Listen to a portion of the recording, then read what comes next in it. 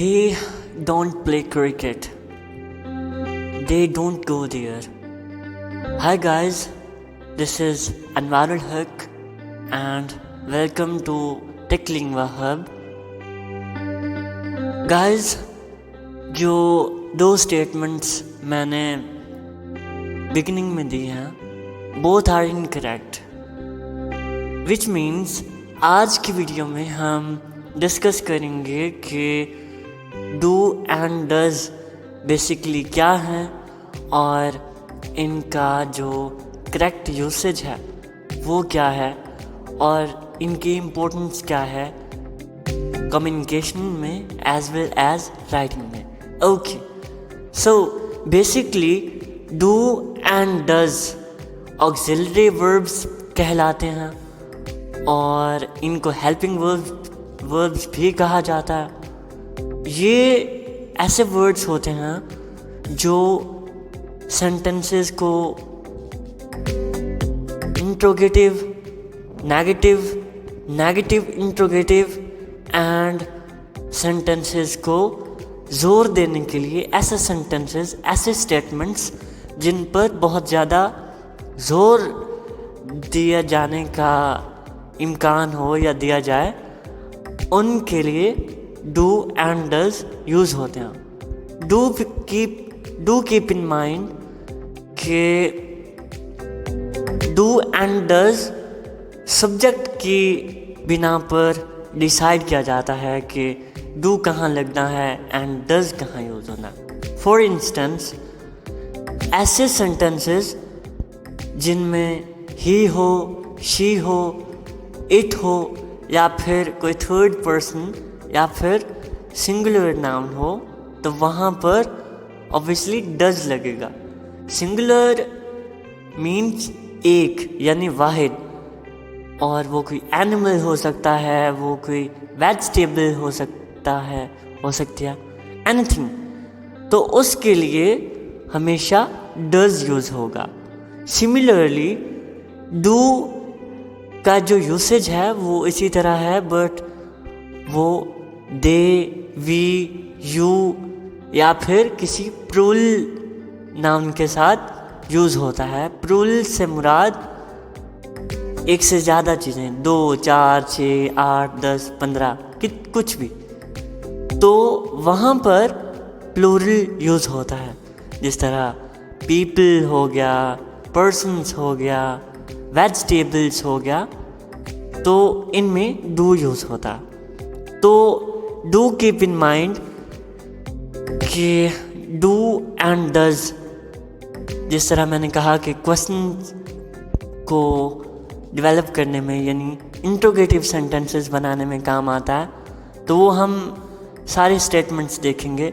सबसे पहले हम देखेंगे कि इनको नेगेटिव किस तरह बनाया जाता. तो हम एक सेंटेंस डू का देखेंगे एंड एक सेंटेंस डज का देखेंगे. सो इनको अगर नेगेटिव बनाना है, लेट्स सपोज हमारे पास एक सेंटेंस है, वो क्रिकेट खेलता है, ही प्लेज क्रिकेट, तो इसको अगर हमने नेगेटिव बनाना है तो हम बनाएंगे he doesn't play cricket, he does not play cricket या ही डजंट प्ले क्रिकेट. यहाँ पर मैं एक चीज़ क्लियर करना चाहूँगा कि डज नॉट या doesn't both are same things. इनको डज नॉट भी कहा जा सकता है, इनको डजंट भी कहा जा सकता. Similarly do not and don't both are similar and same as well. तो इनको डोंट भी कहा जा सकता है एंड डू नॉट भी कहा जा सकता. सो हम एक सेंटेंस इसका देख लेते हैं.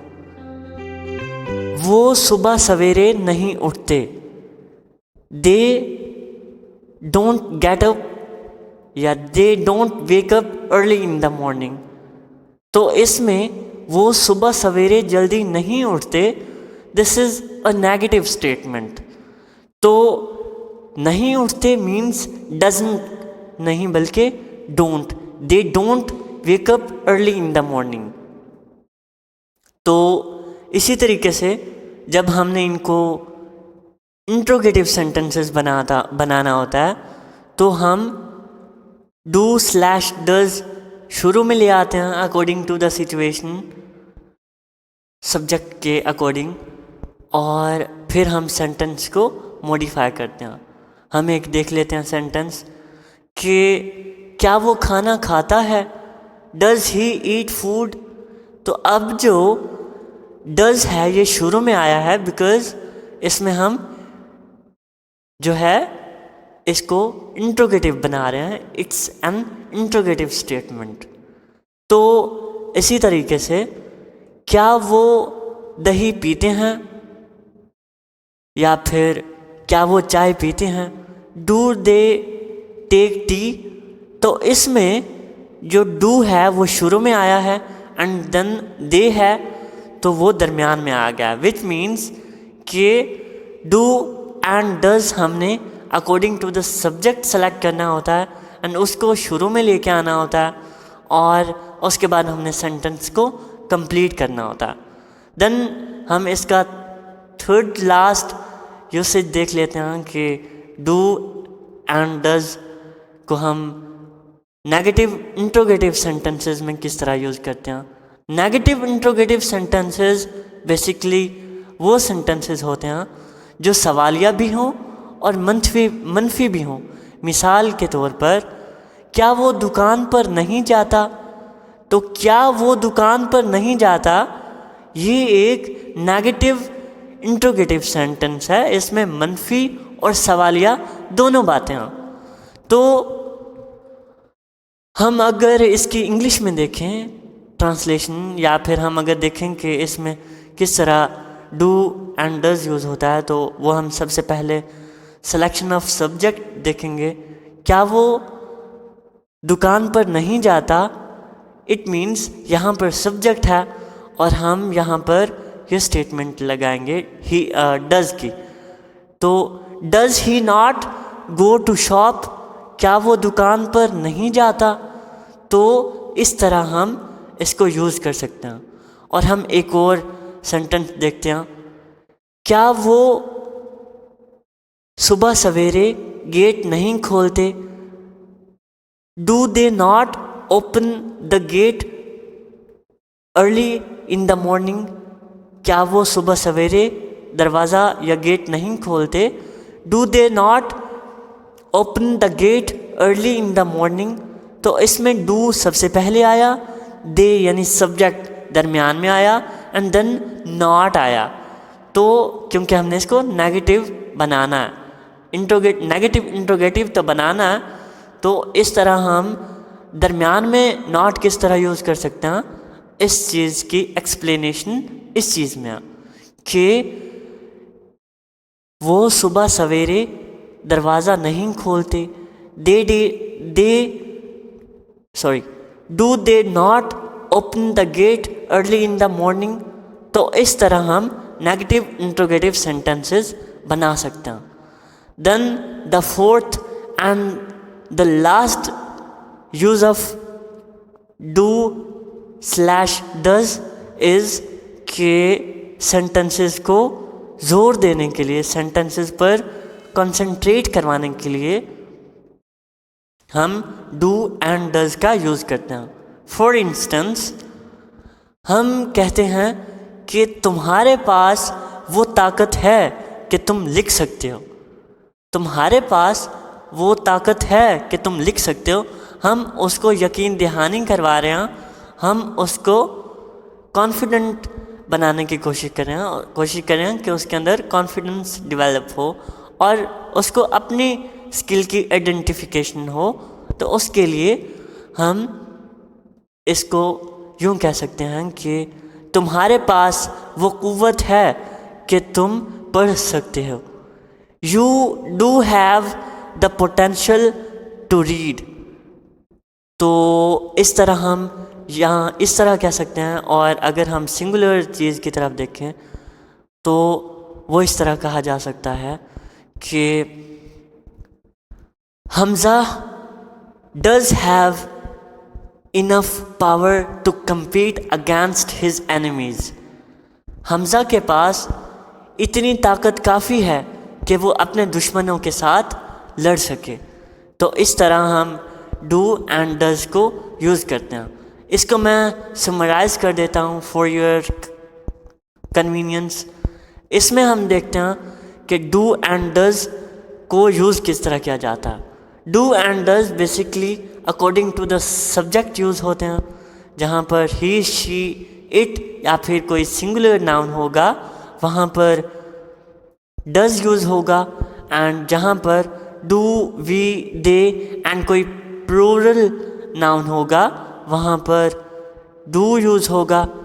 Does not, doesn't, do not, don't both are similar, इनको प्रोनाउंस करने में कोई प्रॉब्लम नहीं है। और उसके बाद इनको अगर हमने सवालिया जुमले बनाना है, इंट्रोगेटिव बनाना है, तो उसके लिए हम डू स्लैश डज सेंटेंस के शुरू में लेके आएंगे एंड देन हम सेंटेंस को प्रोनाउंस कर देंगे या रिप्रेजेंट कर देंगे। सिमिलरली अगर हमने इनको नेगेटिव बनाना है तो उसके लिए हम डू नॉट या डज नॉट को दरमियान में लेके आएंगे आफ्टर द सब्जेक्ट। सब्जेक्ट जो भी होगा उसके बाद हम सेलेक्ट करेंगे कि डू लगाना है या डज लगाना है, मीन्स डोंट लगाना है या डजंट लगाना, तो उसको हम सब्जेक्ट के बाद यूज़ करेंगे। ये इनके अंदर डिफरेंस है कि इंट्रोगेटिव बनाने के लिए डज या डू शुरू में लेके आना होता है, एंड नेगेटिव बनाने के लिए जो डोंट है या जो डजंट है उनको हमने आफ्टर द सब्जेक्ट यूज़ करना होता है। जिस तरह do they play cricket, he doesn't go there, तो ये इनकी आसान सी एक्सप्लेनेशन है। देन हमारे पास जो थर्ड लास्ट था वो था कि नेगेटिव इंट्रोगेटिव बनाने हैं किस तरह, तो वो तरीका भी सिमिलर है। वो हमने जो डू स्लैश डज है उसको बिगिनिंग इन द सेंटेंस लेके आना एंड सब्जेक्ट के बाद नॉट लगा देना, और उसके बाद हमने जो नेक्स्ट स्टेटमेंट है वो देनी है। Does he not take coffee, don't they go college, don't they go to college. तो इस तरह हम इनको नेगेटिव इंट्रोगेटिव बना सकते हैं। सिमिलरली जो लास्ट हमने डिस्कस किया था कि किसी भी जुमले पर ज़ोर देने के लिए हम डू स्लैश डज का यूज़ करते हैं, तो वो भी सिमिलर है। वो जिस तरह तुम्हारे पास इतने पैसे हैं कि तुम ये चीज़ ख़रीद सको। You do have enough money to purchase this. और इसी तरीके से ही does have enough money to purchase this. तो इस तरह आप डू एंड डज के दरमियान कंपैरिजन कर सकते हैं और इनको according to the situation use कर सकते हैं।